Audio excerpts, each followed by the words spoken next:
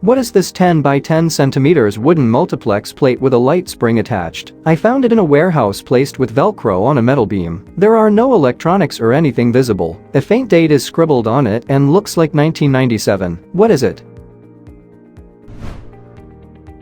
It's a chime for a clock. Strike it with something hard but not metallic near the middle of the straight part. It should make a surprisingly rich and mellow sound. Try different spots along it to get the best sound. What is this handheld tool with a wooden handle and hook-like scraper with an open metal pouch? It's about the length of a pen and was found amongst my grandparents' things, so must be something that was used several decades ago. The handle is wooden, and the metal appears to be copper. It looks handmade, not mass-manufactured. What is it? It's a tool for an artist known as batik. You fill the cup with molten wax and it drips out of the spout. Using that you make patterns on fabric and then dye the fabric. The dye doesn't stain the fabric where the wax has been applied. Once you've finished the dyeing, you iron the wax between sheets of material that absorb the wax. We used to do it at school. What is this old-looking thing? Around 40 by 8 centimeters in size. A hollow object with a wooden handle and a Biber logo. I found it in a thrift store in Helsinki, Finland. It had no additional information except the item itself. What is it? It's a strop. It is used for sharpening a cutthroat razor. The main purpose of stropping is not to remove material, but to straighten and align the microscopic teeth that are at the edge of the blade. Nothing maintains the mirror-edged sharpness of your straight razor like a fine-quality leather strop. I found some kind of old metal compressor in my bathroom wall. Looks like a piston. The house was built around the early 1900s, and the object is likely around the same age. Maybe made of brass and bolted into the wall and braced at multiple points. It looks to be over a foot, but less than 2 feet long, and is positioned vertically. There is no text or number visible. What is it? I am a plumber who regularly works in old houses. It looks like an old 1920s bathtub stopper. The rest of the piping, including that piston type thing, looks like the back of a very old tub filler valve. The metal mesh looks like the back of many very old tile jobs I've seen in bathrooms. What is this metal star? About 5 inches in diameter, embedded in a small wood round found in the Willamette National Forest of Oregon in the remote campsite. Seems to be tapered from the top, being thicker and the base being thinner. No visible numbers or letters on the thing. What is it?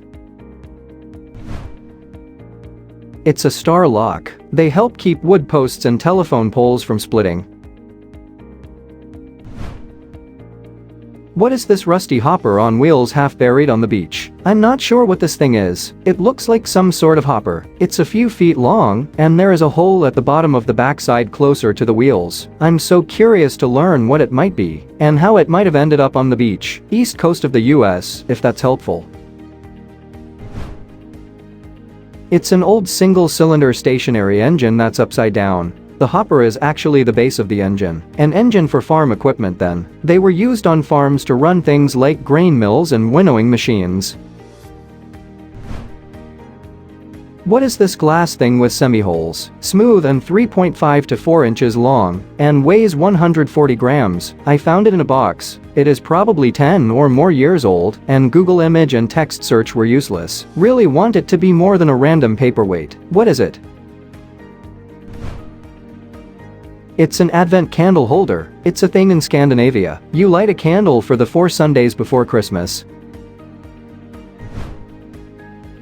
What's this mirror on the side of a fence next to farmland? It's on the side of a post of a bridge next to a field of grass. Seem to be mirrored within mirrors, and a cross of some sort. Opposite this unit I couldn't find another, just far away grass. What is it for? It's a surveyor's retroreflector or prism. It is used to precisely locate the object it's attached to. Can be used to monitor the motion of the object, or to measure distances relative to the object's well-known location. They are either monitoring the bridge for movement or using it as a reference marker. What is this metal stand-like tool I found on the side of the road in a suburban neighborhood? I have no clue what it could be. It's completely metal, except for the little rubber-like hand part. There are no markings, numbers, logos, etc. It's heavy and the pedals can adjust stiffly. My best guess is some kind of car jack stand tool. What is it? That's an X-chock for a camper. It goes between the tires on the two axles to put pressure on the springs, so the camper doesn't rock as much as you move around inside. It simply provides added stabilization and prevents tire shifts by applying opposing force to tandem tire applications. What is this hooped stick of varnished wood, similar to a dowel rod? It has a metal slider fixed to one end, allowing it to slide up and down itself. It was among old medical supplies from a 19th to 20th century drugstore. That's all the information I have on it. Any ideas? It's a railway train order loop. It was used to pass information or messages to the train without it having to stop. Someone would stand by the tracks holding the loop up. The engineer would put his arm out of the window and pick up the messages clipped to it by putting his arm through the loop. Then he would toss it back on the ground to be picked up and used again.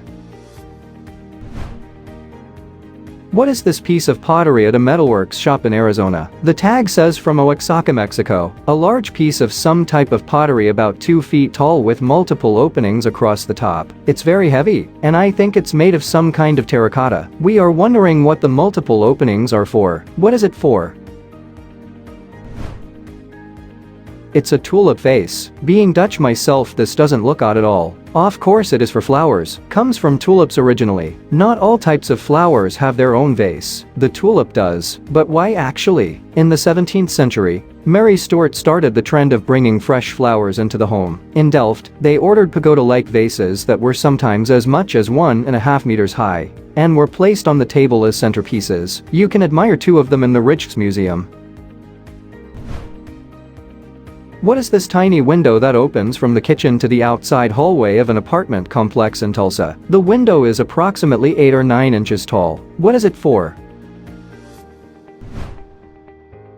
It's a milk door. In the 18th, 19th, and 20th centuries, well before widespread commercial and residential refrigerators, milk was delivered to U.S. homes by milkmen in glass bottles. In that puritanical era, God forbid, you have a milkman interacting with a housewife who was home alone. So houses were built with integrated milk delivery doors. These were actually 2 doors, one each on the interior and exterior surfaces, with a cavity cut in the wall in between. These were latched but not locked. Design requirements were that they be tall enough to admit bottles of milk, but not so big that a hobo could wriggle through them.